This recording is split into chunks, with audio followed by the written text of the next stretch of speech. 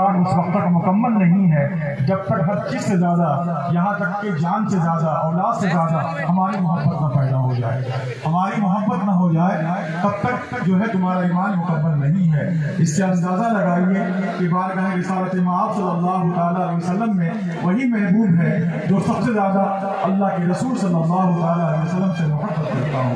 حضرات گرامی، پھر جملہ آتا ہے کہ مع الصادقین، اتقوا اللہ مع الصادقین، تقوی اختیار کرو۔ تقوی کیا ہے یہ بتانے کی ضرورت نہیں ہے، ہمیں اپنے بزرگان دین کی چوکھٹ سے اس کی نظر ملتی ہوئی نظر آتی ہے کہ ہمارے بزرگان دین ہمیں یہ تعلیم دیتے ہیں کہ ہمیشہ خوف رکھو، چاہے پیر موجود ہو چاہے نہ موجود ہو، ہمیشہ یہ محسوس کرو کہ پیر ہمارا ہر فعل دیکھ رہا ہے۔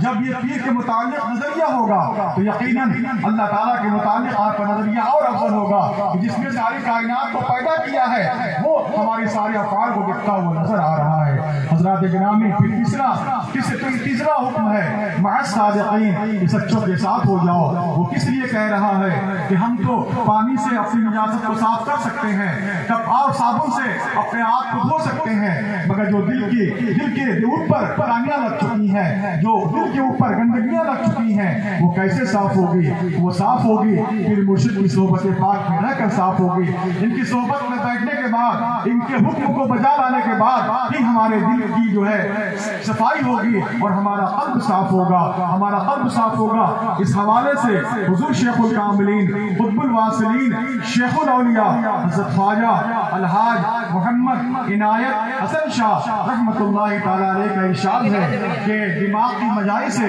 انسان وائز بنتا ہے، مقرر بنتا ہے، خطیب بنتا ہے، اور دل کی صفائی سے انسان صوفی بنتا ہے، کامل بنتا ہے، اکمل بنتا ہے۔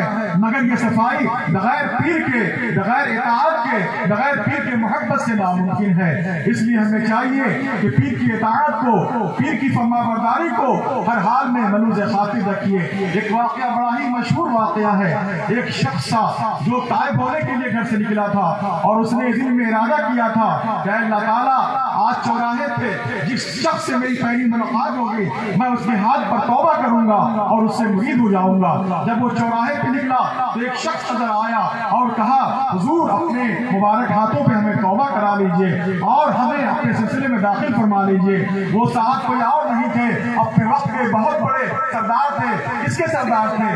ڈکیتوں کے سردار تھے۔ انہوں نے کہا نہیں مجھے جو تم سمجھ رہے ہو میں نہیں ہوں۔ چنانچہ ان صاحب نے ضد کیا کہ نہیں حضور مرید کر لیجئے۔ تو کہا سنو، مرید اسے کیا جاتا ہے جو پیر کی بات مانا کرتا ہے، مرید اسے کیا جاتا ہے جو پیر کی بات مانا کرتا ہے۔ میں تمہیں حکم دیتا ہوں کہ جب تک میں دوبارہ نہ کہوں تم اسی مقام پہ کھڑے رہنا، جب تک میں نہ آؤں تم یہیں پہ رہنا۔ چنانچہ یہ حکم دیا اور وہ چلے گئے۔ جانتے کہاں چلے گئے؟ بغداد شریف چلے گئے، اور جانے کے بعد کیا دیکھا؟ غوث اعظم کی بارگاہ میں گئے اور غوث پاک کے حجرے میں داخل ہوئے۔ غوث پاک کے جھبے پہ نظر پڑی اور جھبے کو لینا چاہا، ویسے ہی آنکھ کی بینائی چلی گئی، آنکھ کی بینائی چلی گئی اور اسی حجرے میں بیٹھے رہے۔ اسی درمیان خضر اسلام تشریف لے آئے اور فرمانے لگے اے غوث اعظم رضی اللہ تعالیٰ عنہ، فلاں شخص کا قطب وصال کر گیا ہے، ہمیں قطب عنایت کر دیجیے۔ حضور غوث اعظم نے فرمایا اس حجرے میں قطب بیٹھا ہوا ہے، اسے لے جائیے اور اس جگہ کا قطب بنا دیجیے۔ وہ آدمی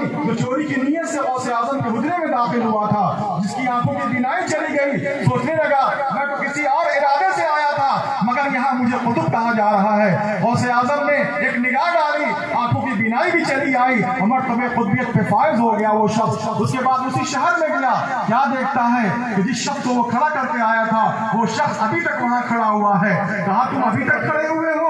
وہ شخص کہنے لگا حضور آپ ہی نے تو کہا تھا کہ پیر کا حکم مانا جاتا ہے، اگر تم مجھ سے مرید ہونا چاہتے ہو تو تم یہیں کھڑے رہو جب تک میں آ جاؤں۔ لہٰذا میں کھڑا رہا آپ کے انتظار میں۔ تو وہ جو شخص تھے جو قطب بن چکے تھے کہنے لگے پہلے میں نے جو تمہیں کھڑا کیا تھا وہ اپنی جان بچانے کے لیے کھڑا تھا، مگر آج مجھے غوث اعظم کی بارگاہ سے قطبیت کا مقام مل گیا ہے اور تم بھی کامیاب اس لیے ہو گئے کہ تم نے پیر کی اطاعت میں اپنا وقت گزار دیا۔ اس لیے میں دعا کرتا ہوں کہ اللہ تعالیٰ تمہیں بھی اپنی بارگاہ کا محبوب بنا لے۔ تو یہ ہے پیر کی اطاعت۔